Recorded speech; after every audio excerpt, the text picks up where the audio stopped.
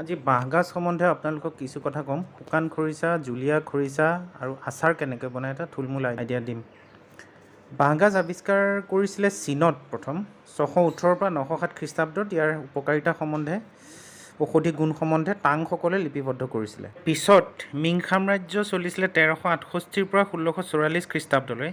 সেই সময়তো বাঁহগাজৰ ঔষধি গুণ সম্বন্ধে মিংসকলে লিপিবদ্ধ কৰাৰ প্ৰমাণ পোৱা যায়। ইফালে জাপানত আকৌ বাঁহগাজক বনৰীয়া শাক পাচলিৰ ৰজা আখ্যা দিয়া হয়। জাপানীসকলে প্ৰতি সাঁজতে এচকলকৈ হ'লেও বাঁহগাজ খায়। এয়া মই দুটা ভলুকা বাঁহ গণেশগুৰি বজাৰৰ পৰা কিনি আনিছোঁ। আজিকালি বহুত দাম হ'ল। দুটা বাঁহত আপোনাৰ 70 টকা লৈছে, এটাত 35 টকাকৈ লৈছে আৰু বাকলিয়ে সৈতে আনিছোঁ। বাকলিয়ে সৈতে আনিলে ভাল, অলপ দিন থ'বও পাৰি। এতিয়া ঘটনাটো হৈছে, মই ইয়াৰ বাকলি গুচাইছোঁ, আপোনালোকে দেখিছেই বাকলি গুচাই আছোঁ। আৰু এটা ডাঙৰ কথা, বাঁহগাজত আচলতে চাইনোজেনিক গ্লাইক'চাইড বুলি এটা পদাৰ্থ থাকে, বিষাক্ত পদাৰ্থ, আৰু এই পদাৰ্থটো কেঁচা বাঁহত থাকে। সেইটো কাৰণে আপুনি প্ৰচেছ কৰিলে, খৰিচা বনালে বা গৰম কৰিলে এই পদাৰ্থটো নাইকিয়া হৈ যায়, কিন্তু কেঁচাই কেঁচাই কেতিয়াও বাঁহগাজ আনি খাব নালাগে। গৰম কৰি খালে বেলেগ কথা, আৰু ৰ'দত দিলে বেলেগ কথা। এই পদাৰ্থবিধে আচলতে আমাৰ নাৰ্ভাছ ছিষ্টেমত আক্ৰমণ কৰে আৰু কেতিয়াবা উশাহ নিশাহত প্ৰব্লেমো হ'ব পাৰে। আমি প্ৰচেছ কৰি খাওঁ, গতিকে চিন্তা নাই। মই বাকলি গুচাই ধুই এয়া এতিয়া মই কাটিছোঁ এইখিনি। এটা কথা মনত ৰাখিব, যিদিনাখন কিনি আনে বাঁহগাজটো সেইদিনাখনেই কাটিব লাগে, নহ'লে পিছদিনাখন বেয়া হৈ যায়। মই উৰলত খুন্দিম। মোৰ মিক্সি আছে বা মোৰ পিহনা আছে, মই নিপিহোঁ।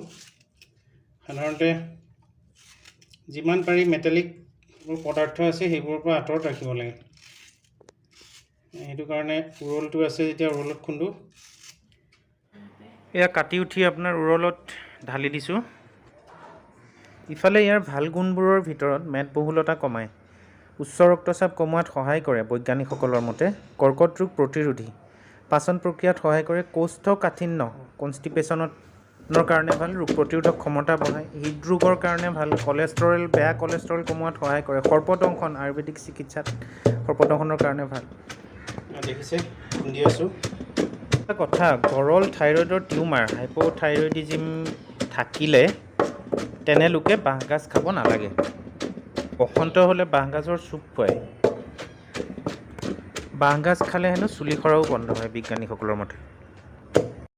15-20 মিনিট এনেদৰে খুন্দাৰ পিছত এয়া আপোনাৰ এনেকুৱা হৈ গৈছে। এইখিনি আমি এতিয়া আইনাৰ পাত্ৰত আমি সংগ্ৰহ কৰিলোঁ। মাটিৰ পাত্ৰ নহ'লে বাঁহেৰে বনোৱা খৰাহী হ'লেও ভাল। নহ'লে এয়া আপোনাৰ এতিয়া মই এইটো কাঁচৰ পাত্ৰ, আইনাৰ পাত্ৰত মই ভৰাই দিলোঁ। এইটো মই পাত্ৰটো গ্লাছৰ ভালকৈ চাই পেলাই আনিছোঁ। আৰু এইটো আপোনালোকে দেখিছেনে, এইটো আপোনাৰ ৰাবাৰৰ, এইটো আপোনাৰ এয়াৰ টাইট, ঢাকনি মাৰি দিলে বতাহটো বাহিৰৰ পৰা সোমাব নোৱাৰে। সোমোৱাই দিলোঁ, দি পেলাই এতিয়া আপোনাৰ পানী অলপ দিব লাগিব। অলপ গৰম জেগাত বা অলপ ৰ'দতো দিব পাৰে। আপুনি পানী দি এইখিনি 4 পৰা 7 দিনৰ ভিতৰত এইখিনি টেঙা হ'ব।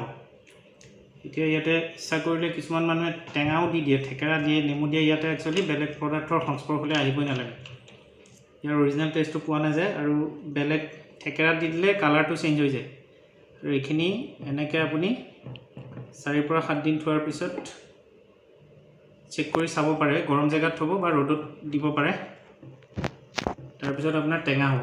টেঙা হ'লে এইটোৱে গাজ টেঙা, এনেকৈ গাজ টেঙা বনোৱা হয়। আৰু পৰাপক্ষত এইটো 1 বছৰ 1.5 বছৰ যিমান দিন ভালকৈ ৰাখে। আৰু বাহিৰা আপুনি মেটালিক যিকোনো ধৰণৰ আইৰণ, ষ্টীল এনেকুৱা ধৰণৰ পদাৰ্থৰে বা কিবা হালধি লগা চামুচ এইবোৰেৰে আপুনি কেতিয়াও ব্যৱহাৰ কৰাৰ সময়ত আনি পেলাই ভাজিত দিব নালাগে। সদায় এখন চাফা চামুচেৰে উলিয়াই অকণমান দিলে ভাজিত, আকৌ সাফৰখন মাৰি থৈ দিলে। আৰু এইখিনি 1 বছৰ বা 1.5 বছৰ 2 বছৰ থ'বৰ কাৰণে চাফিচিয়েণ্ট। ইয়াকে অকণ অকণ লৈ পেলাই আপুনি যিকোনো ধৰণৰ আইটেম বনাব পাৰে। মই বাৰু ইয়াৰে এটা আইটেম ভৱিষ্যতে বনাই পেলাই দেখুৱাম।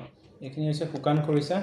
মই এইখিনি কাটিছোঁ, কাটি পেলাই আপোনাৰ টুকুৰা টুকুৰকৈ কাটি হালধি সানিছোঁ, নিমখ দিছোঁ আৰু ভোট জলকীয়া দি পেলাই এইখিনি আপোনাৰ ৰ'দত শুকোৱাৰ ব্যৱস্থা কৰিছোঁ। চোকা ৰ'দত 7 দিনমান শুকুৱাম।